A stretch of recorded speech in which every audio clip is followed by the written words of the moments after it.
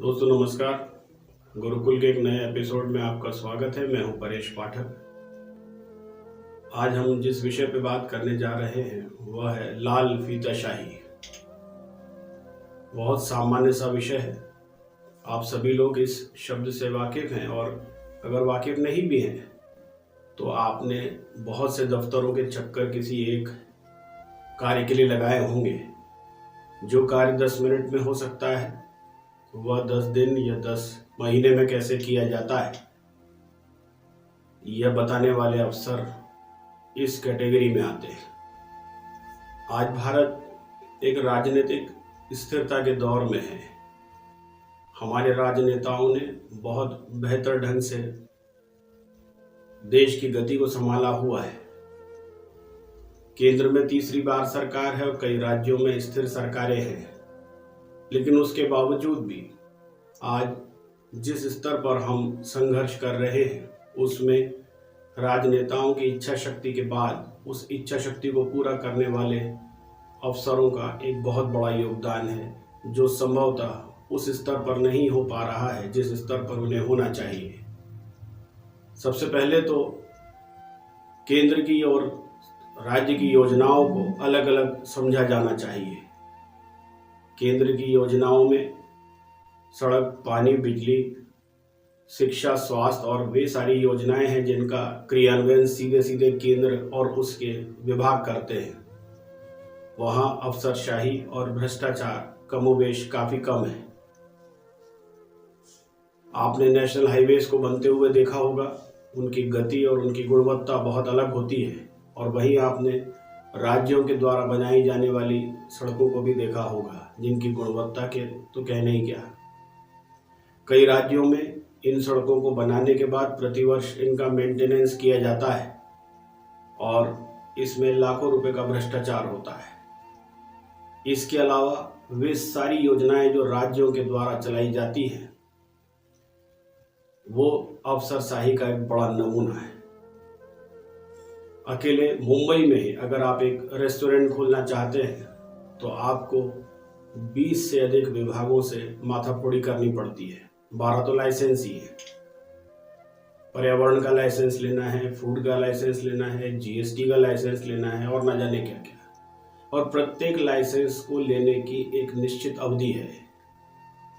अगर आपने सही समय पर सही ढंग से अफसर के साथ में डील नहीं किया तो आप तय मानिए कि 1 साल के पहले आप रेस्टोरेंट नहीं खोल सकते। और ये स्थिति देश के सबसे अग्रणी राज्यों में से एक और अग्रणी शहर की है। छोटी जगहों पर यह स्थिति कितनी भयावह हो सकती है यह देखने के लिए आप मनरेगा और तमाम योजनाओं को देख सकते हैं। कई जगह पर सड़कें और पुल जब बनना शुरू होते हैं तो बच्चा छोटा होता है और उसके बूढ़े होने तक भी वे पूरे नहीं हो पाते। राज्यों की राजनीतिक इच्छा शक्ति हमारे मुख्यमंत्रियों को अपने साथियों के साथ विदेशों में ले जाती है। मध्य प्रदेश के मुख्यमंत्री अभी जापान और दूसरे देशों में उद्योगपतियों को लुभाने के लिए, बात करने के लिए गए।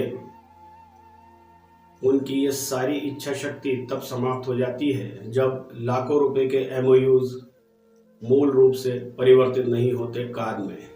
इस बात का आंकड़ा सरकार के पास नहीं होता कि जो लोगों ने इच्छा शक्ति दिखाई थी और एमओयू तक साइन कर दिया था वे बाद में क्यों नहीं आए, क्या कमियां दिखी, और अगर वो कमियां दिखी तो उसको किस प्रकार पूरा किया गया। अफसरशाही के नमूने 2 चीजों में देखे जा सकते हैं। एक, बहुत जल्दी अफसरों के तबादले होते हैं जो ज़्यादातर प्रशासनिक सेवाओं के अफसर होते हैं, जिसमें राज्य प्रशासनिक सेवाओं के अफसर भी शामिल हैं। अगर किसी एक अफसर ने कोई एक योजना बनाई है तो दूसरा अफसर तय मानिए उस योजना को आगे नहीं ले जाने वाला, क्योंकि इससे उसको क्रेडिट नहीं मिलता।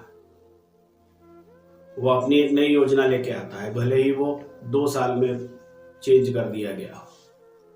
इसी तरह से राज्य की जो योजनाएं हैं उसमें भी अगर कोई नवाचार करना चाहता है, कोई नया काम करना चाहता है तो उसे कितनी परेशानी आती है, यह नवाचार से संबंधित योजनाओं को चलाने वाले उद्यमियों से आप समझ सकते हैं।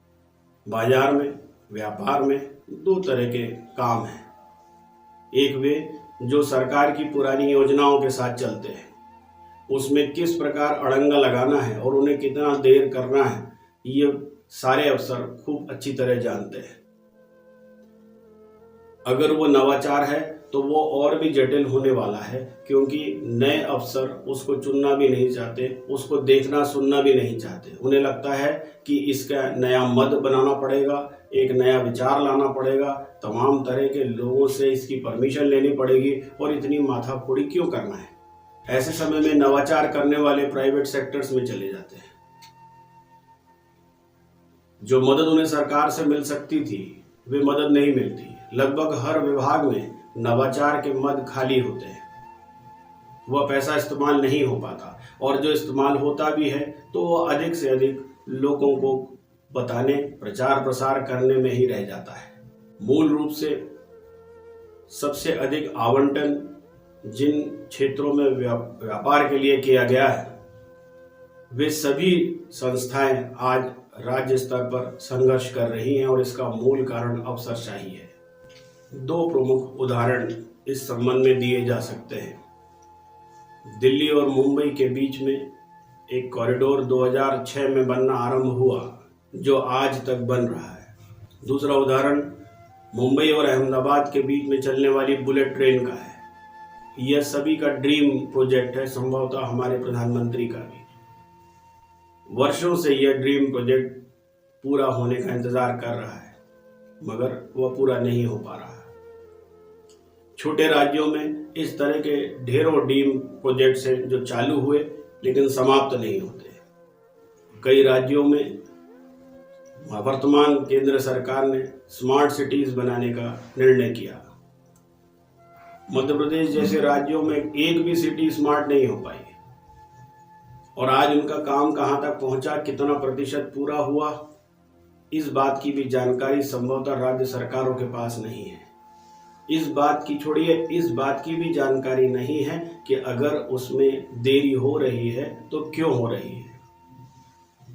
इस देरी से जितना पैसा लिया जा चुका है उस पर ब्याज बढ़ता जाता है, और स्वाभाविक तौर पे यह ब्याज जनता को चुकाना है, इसलिए ये हमारे और आपके चिंता का विषय है।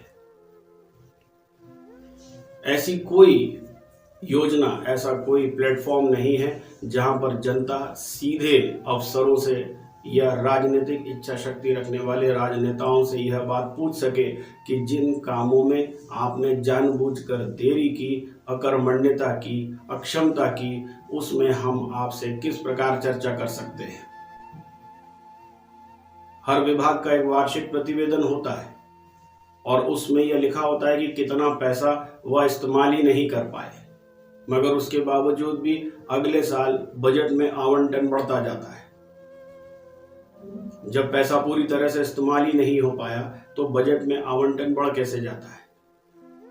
बहुत सी ऐसी कॉलोनीज हैं, बहुत से ऐसी जगह है जहां पर अचानक पूरा शहर उग आता है और बाद में उसे अवैध कॉलोनी या अवैध निर्माण कहा जाता है।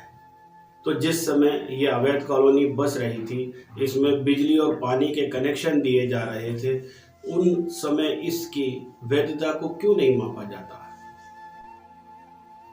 अतिक्रमण हो जाने के बाद या झुग्गी बस्ती बन जाने के बाद उनको विस्थापित करने का पैसा जब सरकार से लिया जाता है, तो क्या ये टैक्स पेयर ये सवाल आपसे नहीं कर सकता कि उन अधिकारियों पर क्यों नहीं ये कार्रवाई की जाती, ये पैसा उनसे क्यों नहीं वसूला जाता। समस्याएं बहुत अधिक हैं। अगर हमें आगे बढ़ना है, हमारे देश को आगे बढ़ना है, तो अकाउंटेबिलिटी बढ़ानी होगी और उन अफसरों को चिन्हित करना होगा जो इस काम में निरंतर रूप से लगे हुए हैं। उन विभागों को समझना होगा जो विभाग सीधे पब्लिक से डीलिंग करते हैं और इस प्रकार की एनओसीज और परमिशंस को जारी करते हैं। कोई ऐसा विभाग नहीं है जिसमें इक्का दुक्का से लेकर अधिक संख्या में इस तरह के अफसर नहीं पाए जाते हैं। सवाल ये उठता है कि वे सारे अधिकारी वर्ग, चाहे वो लोकायुक्त के लोग हों, आर्थिक अपराध अन्वेषण ब्यूरो के लोग हों या कैग जैसी दूसरी संस्थाओं के लोग हों, वे अपना काम कितनी मुस्तैदी से और ट्रांसपेरेंसी से करते हैं। वे सभी लोग जो इस मुद्दे को समझ सकते हैं, समझ रहे हैं, उन्हें अपनी आवाज़ इस संबंध में बुलंद करनी चाहिए, जिससे हमारे राज्यों पर, हम पर कर्जा कम हो और हमारे राज्य विकास कर सके। आइए हम सब मिलकर अफसरशाही से लड़ें और कोशिश करें कि वे सभी अफसर जो बगैर किसी कारण से फाइलों को लेट करते हैं, उन सभी को समाज के सामने बेनकाब करें। धन्यवाद। जय हिंद।